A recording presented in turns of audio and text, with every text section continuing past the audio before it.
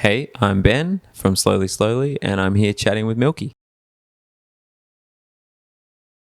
I think we just had low expectations early on. So this record may be a little bit more ambitious in like how grand we wanted it to sound and the stages that we want to play it on, So everything was through the lens of big and bold and very little meandering. There is some meandering though for those fans of meandering. But yeah, it's pretty concise records, 9 tracks, built for the stage really. I mean, after all those years of lockdown in Melbourne, we were ready to write a record that we could take to the stage. And so this record, that was, in the back of my mind the whole time, writing it, just, bringing it back into the real world. So there's like plenty of different themes. One of the ones I didn't really recognize until the whole body of work came together was love. It is a very sort of sappy, lovey record, which is really nice. I never sort of pictured myself writing something like that. But, I think maybe it's just maybe a little bit more clear in its tone because like in the past I would write love songs, but they would be covered in metaphors and because it was too, not brave enough to say it, I think. And I think I was just, there is a power in just saying things how they are sometimes. And so a song like Love Letters or How Are You Mine, I know when we were chatting to our label and they were saying, tell us a little bit about, the meaning behind this song. I'm like, it's a love song, and it's very straightforward. And so there is a bit of that. So there's like some bold love songs on there, but generally the way I write is kind of in dribs and drabs over a long amount of time and not much makes sense for so long. And then there's one song that kind of forms a umbrella over the other ones and makes it kind of make sense, like closing a chapter in my life. And that song was Forgiving Spree. So I guess you could say the overall arching theme is that just forgiveness in it being having a softer approach to both myself and others and, working on the art of forgiveness. It's not a record claiming that have become an expert by any means. And the song sits on the fence with that, with it being like a bit of dash of vitriol and bitterness in there. Well, I've been saying it a bit. I like the concept of it being macho but sensitive.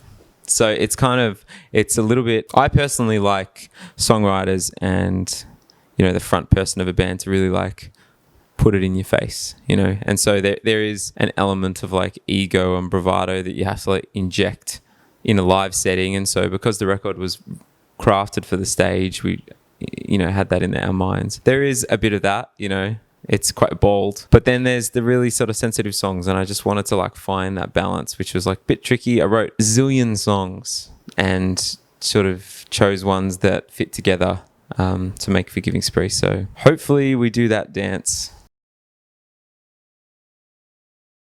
I think you just start to get, in my experience anyway, you just write enough songs that you start to see all of the common threads and you don't think too hard or try and chase anything. You're just looking at these pools of songs that have fallen out of your subconscious and you're just trying to notice these sort of similar veins of thought and, different narratives that tie together. And I don't know, you just kind of know in your gut, like it's a funny thing. It's not super intellectual. Like I would just sort of go, oh yeah, that's on, and you're just waiting for that. I always, and I kind of have the same feeling about most art these days, and I'm really trying to like listen to my gut with stuff. So, whether it be like a t-shirt design or the album artwork or something, as soon as I see it, I'm like, I don't think too much about it. I just go, is it right?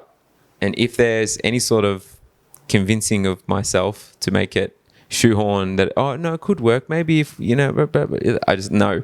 It's not right. And so it's the same with songs. I just write a million and then the ones that are going to make the record, like that never changes. I think it's just these songs on the fringe that tease you and go, I'm almost there, Ben. But you got to boot them. Hurricane, Love Letters and Born Free.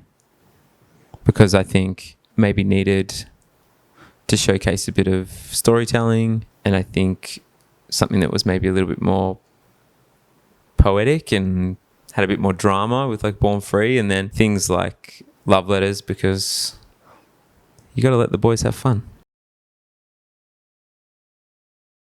We're trying. We're doing lots of rehearsals. I tell you what, we're doing lots of rehearsals. Well, it's hard because some of these stages we're going to play are like the biggest stages we've ever played. So there's a huge element that's left to chance. So come down if you want to see the human condition in a petri dish. It's going to be a spectacle.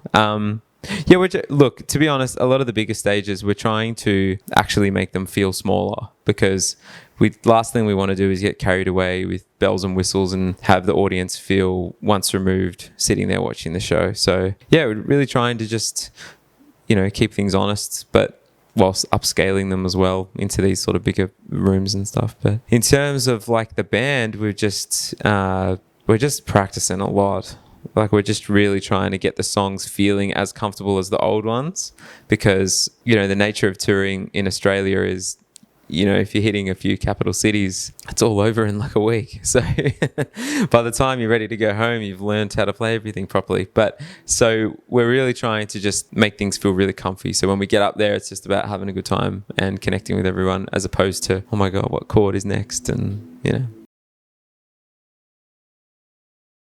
yeah, and that's what it's all about. So we just finished up a couple of in-stores over the weekend, which were really validating, especially when you release a record and you've been posting a lot about it online, and you're sort of getting lost in all of the metrics around, is my album good? And then you have a conversation with someone in person that was really moved by a song or something, and you just go, like, of course, this is why I do this. It's not for any of that other stuff. So yeah, I'm just really grateful for that. And I mean, we're sitting here at Crowbar, just about to play tonight some acoustic sort of stripped back shows with piano and stuff around the record, so for release week, and we stick around till stumps and meet everybody. I love it. That's like, I've met people over the years and they say, oh my God, like, you had to stand at that merch desk for 4 hours. How do you do it? And I'm just like, that is like my favorite bit of the night.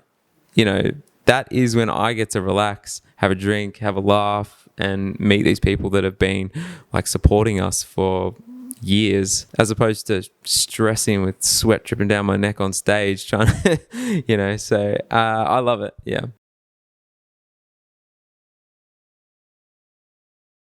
I'm very interested in artists that have had really long careers, that have moved through different genres and sonic characteristics. So I love bands like The Killers, who've, retained a lot of honesty throughout it all, but sort of shape shifted as they went. And I think being a few records in now, we sort of analysed that, because I'm like, how do we do that? How do we do that in a right way that's not rehashing old records, but moving somewhere new and taking everyone with us for the ride and not alienating anybody? And so, yeah, I think like it's less, I don't know, in terms of influences, my world has maybe grown a bit. So, it's the stalwarts of the industry, our Bruce Springsteens and like, yeah, The Killers and Paramore. Paramore are a great example of a band that's moved through multiple different phases, but always retained the heart. Eric Valentine, if you're out there, baby, come record drums with us, please. I am so nostalgic about like records I loved when I was like 14 and 15. So like, and I go back to them for inspiration, because I think it was like a really beautiful time in recording. So an album like Francis the Mute by the Mars Volta or something was very influential on me, because it showed me the line of chaos that you can take music to. And I think they're a great example of like just self-indulgence at its most just peaking self-indulgence. So I think like it's just a nice reminder to know that you should be making music that makes you feel good. It's not that we align at all with the Mars Volta sonically, but I feel like that kind of ethos has sort of stayed with me a little bit, and that's probably why I'm just like a curious kid with music still. Probably that had a profound impact on me, but I should probably say something that's a little bit more in line with the music we make. But I grew up as a drummer, so like that sort of self-indulgent musician rock was so close to my heart. Probably something weird. We made a t-shirt for this movie called Michael, starring John Travolta, and he plays like a the archangel Michelangelo fallen to earth who anyway, it's just the strangest 90s movie. I'd like something like that. I think nothing, and I think that's why I like being on stage, and that's why I keep coming back to this, because I'm so present that I'm like, it's micro details. It's like if I'm jumping up onto a drum kit or something, it's just like, it's like how you would lose time. You know, when people say if you want to find something that you should be doing in life, you should look to the things where you lose time, like multiple hours. So if you like drawing and you sort of like come to and you're like, oh, I've been drawing for 2 hours, or I like skateboarding and I've been trying to do this board slide for 4 hours, but it feels like 5 minutes. The stage is like that for me. I don't think much.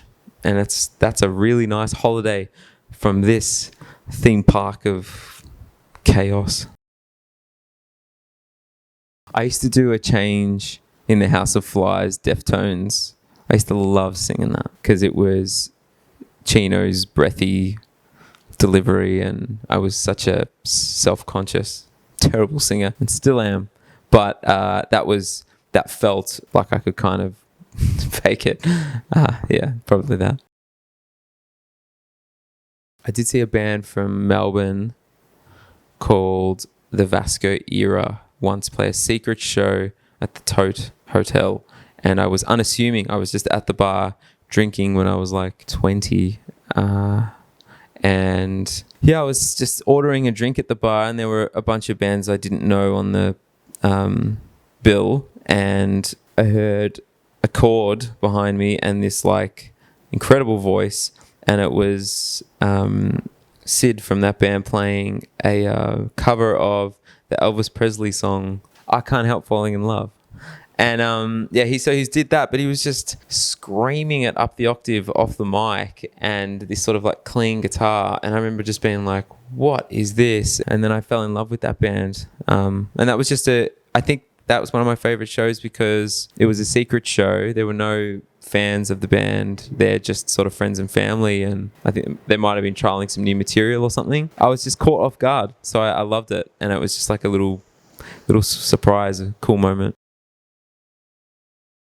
That's a really hard question for a fella that grew up in the 90s. My first crush was Scary Spice.